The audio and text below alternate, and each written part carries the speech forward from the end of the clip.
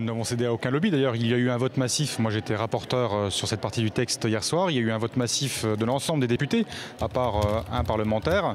Et donc, le Parlement étant souverain, le choix a été fait, il est clair. Et je crois que ça va dans le bon sens. Il n'y a pas de remise en cause totale de la loi E20, comme je l'ai pu l'entendre. Il n'y a pas de caricature. Il faut d'ailleurs sortir des caricatures. Et je pense que c'est une sage décision. Et le Sénat avait d'ailleurs apporté des modifications pragmatiques, voilà, à ces éléments. Donc, c'est une bonne chose.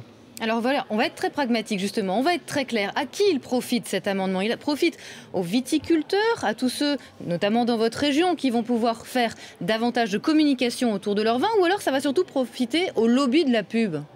Non, ça ne va pas profiter au lobby de la publicité. Il s'agit d'information, il s'agit de valoriser nos territoires, nos terroirs.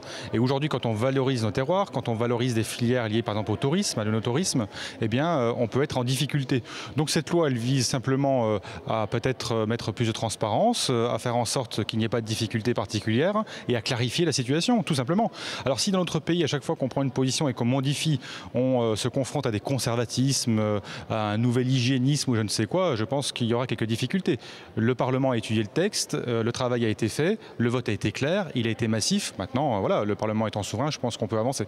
Toute la question est de déterminer où se trouve la frontière entre communication et publicité, notamment pour la vente pour l'alcool. Où se situe-t-elle justement? C'est tout le problème. Oui, alors bien sûr, justement, la frontière était assez floue et là, il y a une distinction claire entre l'information et la publicité. La publicité est clairement définie. Donc je pense que cette évolution va permettre justement de clarifier les choses et d'éviter de créer des difficultés.